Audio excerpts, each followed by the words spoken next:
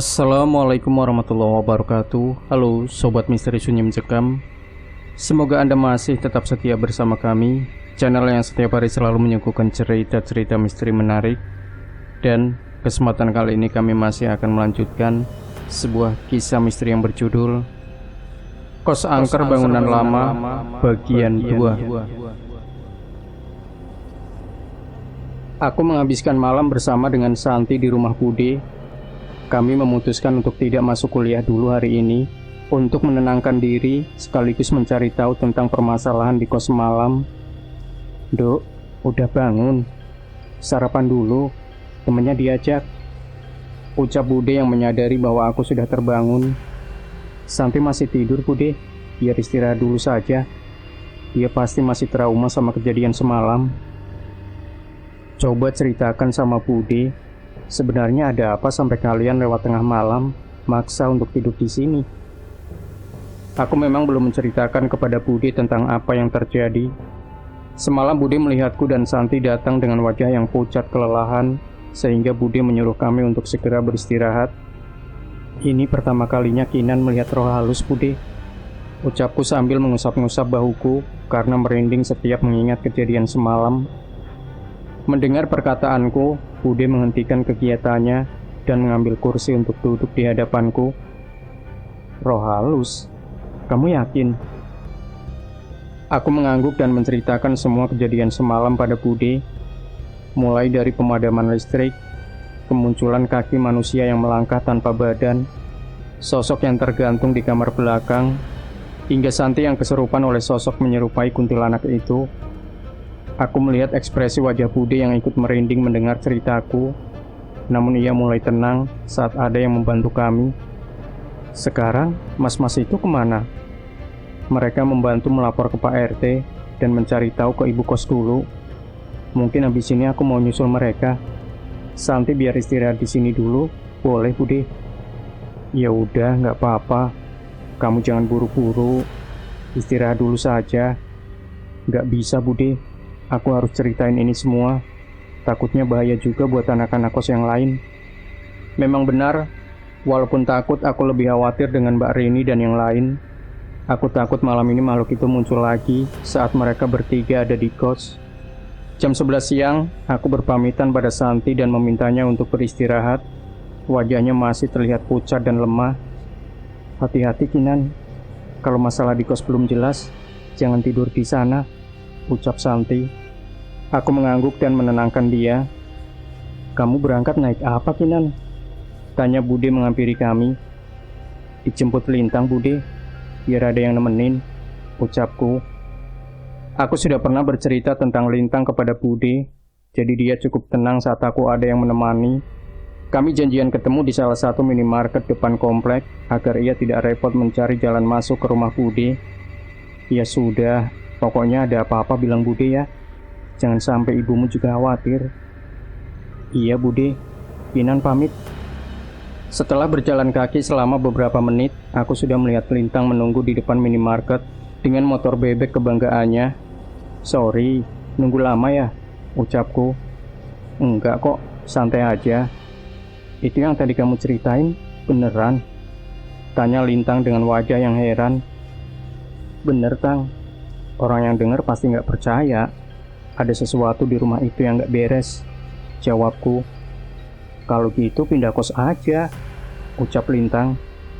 Rencananya begitu, tapi kita cari tahu dulu. Takutnya salah langkah malah lebih bahaya, balasku. Bener tuh, sekarang kita kemana dulu? Ke kos dulu, temuin anak kos yang lain.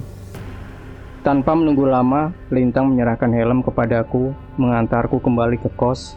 Sepanjang perjalanan aku menceritakan tentang apa yang kulihat di kos kepada Lintang. Berkali-kali dia menyarankanku untuk pindah ke kos yang lebih aman. Di depan kos, aku melihat sudah terparkir motor Vespa tua dan beberapa motor lainnya.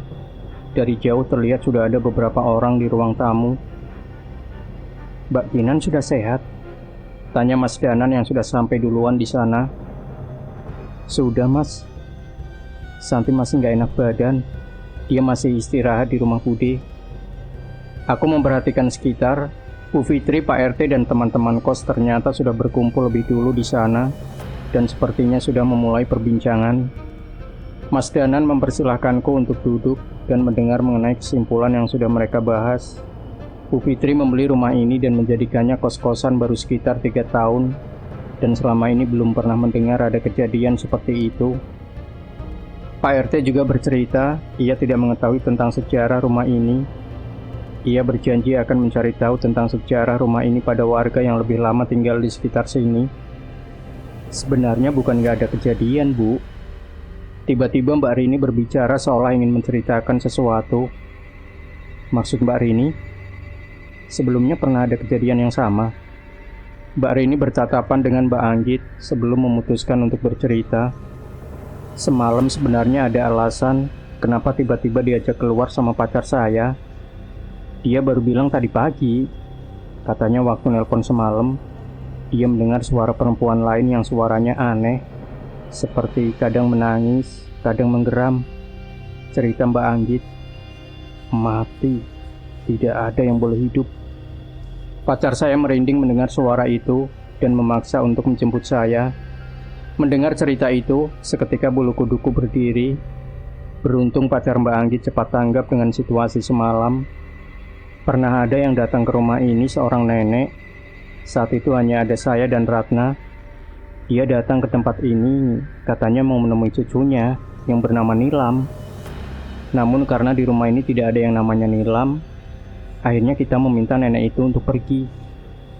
Dan malam setelahnya, terdengar suara perempuan nangis dari kamar belakang.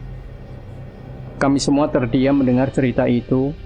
Sebagian dari kami berpikir, apakah kejadian itu ada hubungannya dengan kejadianku semalam? Kalau itu namanya Mbak Sarmi, dia memang sudah agak pikun. Tiap hari dia mencari anaknya yang bernama Nilam. Padahal kami warga desa tahu bahwa Mbak Sarmi dan almarhum suaminya tidak pernah punya anak. Ucap Pak RT. Tapi Pak, Mbak Sarmi sudah lama tinggal di daerah sini. Apa dia tahu tentang rumah ini? Tanya Mas Danan. Mungkin, tapi dia sudah mulai pikun. Saya saksi dia punya informasi yang cukup. Tambah Pak RT. Entah mengapa aku merasa harus menemui seseorang bernama Mbak Sarmi itu. Rumahnya jauh dari sini, Pak. Tanya aku. Paling 100 meter. Rumahnya paling tua sendiri. Beliau tinggal sendiri. Tapi ada tetangga yang merawat Mbah. Jelas Pak RT. Aku pun mengajak Lintang untuk mengecek ke sana. Mas Danan dan Mas Cahyo seperti memiliki firasat yang sama, sehingga memutuskan untuk ikut. Bu Fitri meminta maaf atas permasalahan yang terjadi di kosnya. Kami tahu semua ini bukan salah beliau, tapi mau tidak mau kami harus mencari tempat yang aman dulu, sebelum memutuskan melanjutkan tinggal di kos ini atau pindah. Bu Fitri tenang saja. Setelah permasalahan ini selesai, rumah ini akan kembali nyaman untuk ditinggali. Ucap Mas Cahyo. Memang bisa, Mas. Apa Masnya sudah tahu masalahnya? Tanya Bu Fitri. Penyebabnya belum tahu, tapi kami sudah tahu kalau makhluk yang tergantung di kamar belakang mati dengan tidak wajar. Kematiannya ada hubungannya dengan santet. Balas Mas Cahyo. Aku dan Lintang menghampiri sebuah rumah tua diiringi suara mesin motor Vespa tua yang suaranya terdengar hingga ujung jalan. Terlihat seorang wanita tua sedang sibuk membersihkan halaman rumah dari daun-daun kering yang berserakan. Kula nuwun. Aku mencoba memanggil Mbok Sarmi dari depan halaman, berharap ia akan menengokku. Nggih, sinten nggih? Iya, siapa ya? Mbok Sarmi mendekati kami sambil mengamati wajah kami satu persatu. Saya Kinan, Mbah. Ini teman saya Lintang. Yang di belakang Mas Danan sama Mas Cahyo. Kami pingin ngobrol-ngobrol sama Mbah, ucapku. Mbah Sarmi yang sudah cukup tua dan sedikit bungkuk terlihat bingung. Ia menoleh ke rumahnya dan kembali menatap kami. Tapi rumah Mbah jelek, berantakan. Mbah juga nggak punya suguhan apa-apa. Balas Mbah Sarmi. Enggak Mbah. Rumahnya Mbah Sarmi bagus, ada pohon pisangnya. Tiba-tiba Mas Cahyo menimpal perbincanganku. Aku tahu maksudnya agar Mbak Sarmi tidak merasa canggung. Ya wis, masuk Nduk. Mbah buatin minum ya. Ucapnya sambil memalingkan badan dan berjalan dengan tertatih. Saya bantuin Mbah. Ucap Mas Cahyo yang segera ikut nyelonong ke bagian belakang rumah. Sementara kami menunggu di teras rumah yang terdapat kursi bambu yang sudah cukup tua. Mbah cuma ada teh, pisang, dimakan ya, ucap Mbah. Entah mengapa aku merasa terharu melihat momen ini. Sudah bertahun-tahun aku tinggal di ibu kota. Hampir seumur hidup tidak pernah ada satu orang pun yang menyambut orang asing sampai seperti ini. Mbah, nanti gantian aku bawakan pisang dari kampungku. Enak, Mbah. Ucap Mas Cahyo yang mencoba sok akrab dengan Mbok Sarmi sambil membuka kulit pisang yang disuguhkan. Melihat tingkah Mas Cahyo, Mbak Sarmi pun mulai tersenyum. Ngapunten, tolong teman saya dimaafin ya Mbah. Kelakuannya memang begitu. Kalau udah lihat pisang, matanya langsung hijau, ucap Mas Danan. Tiba-tiba suasana di rumah ini menjadi nyaman dengan keberadaan Mas Danan dan Cahyo. Bahkan kami sempat lupa dengan tujuan kami ke sini. Ngapunten Mbak Sarmi, sebenarnya ada yang ingin kami tanyakan. Lintang mencoba membantu untuk membuka pembicaraan. Namun bukannya menjawab, Mbak Sarmi malah berdiri dan masuk ke dalam rumah meninggalkan kami. Kami menunggu cukup lama, namun Mbak Sarmi belum kunjung keluar juga. Bukannya gelisah, Mas Cahyo tiba-tiba malah meninggalkan kami dan mengambil sapu lidi di kebun dan melanjutkan pekerjaan Mbak Sarmi membersihkan rumput kering. Mas, gimana? Apa kita panggil aja? Tanya aku pada Mas Danan dan Lintang. Nggak usah, Mbak Sarmi sudah mengerti maksud kita. Walaupun penampilannya begitu, sebenarnya Mbah bukan orang biasa, ucap Mas Danan. Aku tidak mengerti apa yang dimaksud olehnya, tapi memang cukup aneh melihat mereka berdua bisa cepat merasa akrab dengan Mbah Sarmi sebelum banyak berbicara. Setelah beberapa lama, akhirnya terdengar suara langkah kaki Mbah Sarmi dengan suara kaleng. Kami pun segera mengetahui bahwa Mbah Sarmi sedang mengambil sesuatu dari dalam rumah dan membawanya ke hadapan kami. Mbah tinggal di daerah sini hampir seumur hidup. Mbah Sarmi mencoba untuk mulai bercerita. Mbah nggak bisa punya anak, tapi Mbah beruntung bisa menikah dengan orang yang tepat dan tidak pernah mengeluh sampai akhir hayatnya. Mbah Sarmi mengeluarkan foto seorang pria tua yang terlihat sudah sangat lama. Setelah Mas Nur pergi duluan, Mbah kesepian. Walaupun warga di sini sangat perhatian sama Mbah, tetap ada perasaan sepi yang tidak bisa tergantikan. Sampai suatu saat, Mbah ketemu seorang anak perempuan yang baik, namanya Nilam. Mbah cerita saat itu, Nilam lewat rumah Mbah tiba-tiba masuk begitu saja. Katanya Nilam kangen sama almarhum neneknya, dan jadi sering ngobrol sama Mbah Sarmi. Dalam seminggu bisa 3-4 kali mampir ke rumah Mbah Sarmi. Dia banyak bercerita soal temannya, kuliahnya, dan keluarganya.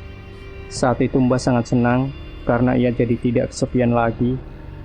Tapi di balik itu, Mbah juga tahu ada masalah yang dialami oleh Nilam tentang keluarganya.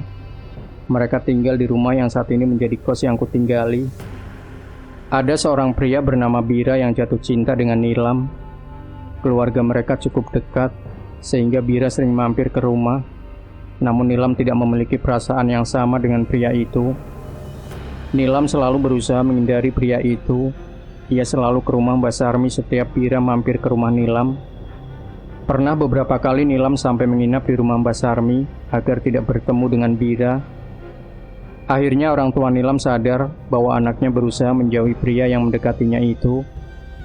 Rasa sayang terhadap anaknya membuat ayah Nilam menghampiri keluarga Bira dan menegaskan bahwa Nilam tidak bersedia menjalin hubungan dengan anak mereka. Awalnya hal ini ditanggapi dengan biasa.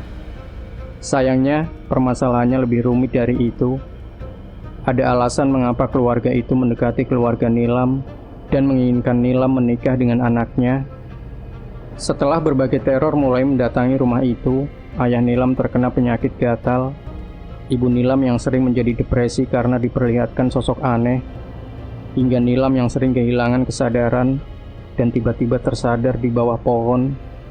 Seseorang yang merupakan keturunan keraton pernah cerita sama Mbah bahwa keluarga Nilam sedang disantet. Orang itu pernah dimintai tolong oleh keluarga pria yang suka kepada Nilam untuk ngerjain keluarga Nilam, namun ditolak olehnya. Mbah pun panik dan menghampiri keluarga Nilam.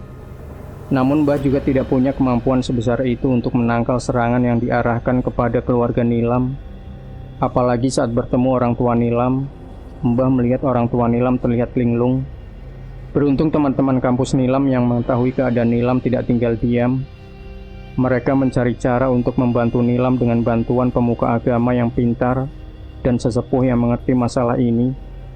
Namun sekali lagi, masalah ini tidak semudah itu. Keluarga sang pria begitu keras menginginkan Nilam menikah, ternyata karena weton Nilam sesuai dengan syarat tumbal untuk pesugihan yang mereka jalani. Ketika mereka gagal, maka nyawa mereka lah taruhannya. Nilam dan teman-temannya merencanakan suatu hal untuk menyelamatkan Nilam.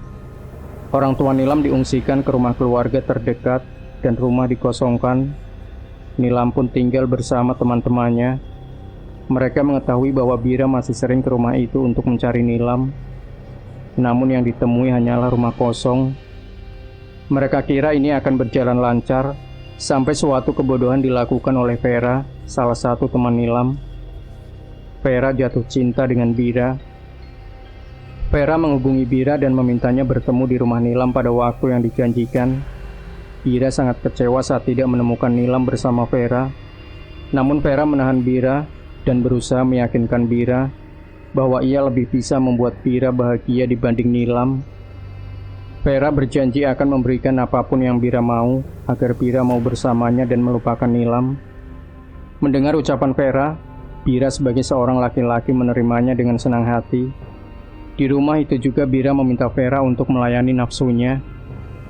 Vera sudah siap dengan itu dan mengikuti semua keinginan Bira.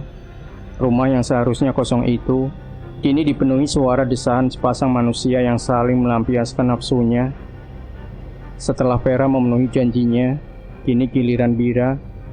Ia akan melepaskan Nilam dengan baik-baik. Ia meminta Vera untuk mengajak Nilam ke hutan belakang kampus pada tanggal 5 Mei untuk mengakhiri semua permasalahan ini. Entah mengapa Vera merasa tidak puas menemui mereka langsung setelah apa yang ia lakukan bersama Bira. Ia pun mengirimkan sebuah pesan di balik foto mereka agar berkumpul di belakang kampus pada waktu yang dijanjikan. Dan hari yang dijanjikannya pun tiba. Vera merasa tenang ketika akhirnya temannya bisa selamat dan ia bisa mendapatkan pria yang dicintainya. Namun yang terjadi bukan seperti apa yang dijanjikan.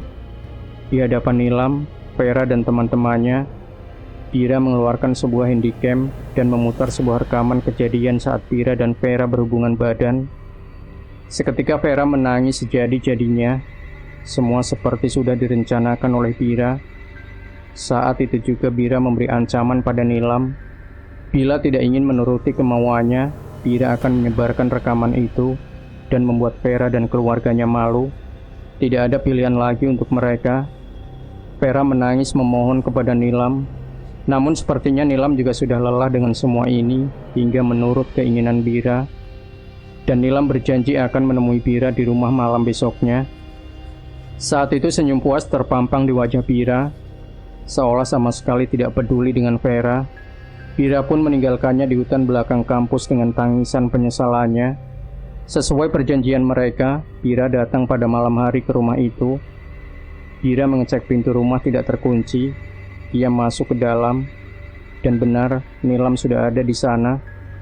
Ia berdiri di ruang tengah menyambut kedatangan Bira dengan dandanan yang paling cantik yang pernah ia lakukan untuk dirinya. Bira terkesima melihat kecantikan Nilam dan sudah membayangkan apa yang akan terjadi setelah ini. Bira mengunci pintu rumah dan mendekati Nilam. Saat sudah di hadapan Nilam, Bira bersiap mencumbu bibir Nilam. Namun ia merasa ada yang aneh. Semakin lama wajah Nilam semakin pucat. Ia menyadari bahwa sedari tadi Nilam menyembunyikan lengannya di belakang. Rupanya tepat saat kedatangan Bira ke rumah, Nilam segera mengiris pergelangan tangannya untuk mengakhiri hidupnya. Ia tidak sudi bila harus dimiliki oleh seseorang seperti Bira. Tak beberapa lama tubuh Nilam terjatuh dan nafasnya menghilang bersama dengan kesadarannya. Bira merasa kesal dan panik melihat hal itu. Namun kekagumannya akan kecantikan Nilam belum memudar. Bahkan saat nyawa Nilam tidak lagi bersatu dengan jasadnya, seolah masih termakan oleh nafsu, Bira yang gelap mata menyetubuhi jasad Nilam yang sudah tidak bernyawa. Ia juga melampiaskan kekesalannya kepada jasad Nilam, sebuah penghinaan yang kecil yang bisa diberikan ke jasad manusia.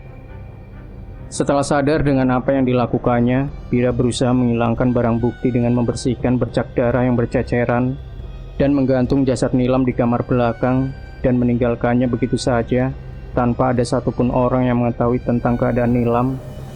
Vera keluar dari kampus dan menghilang setelah kejadian di hutan belakang kampus. Ia tidak berani menunjukkan wajahnya di hadapan teman-temannya lagi. Teman Vera yang lainnya menganggap Nilam sudah bersama Bira dan tidak bisa berbuat apa-apa lagi. Berbulan-bulan rumah itu kosong dengan jasad Nilam yang masih tergantung. Warga sempat mencium bau busuk, namun tidak menyangka bahwa itu adalah jasad manusia.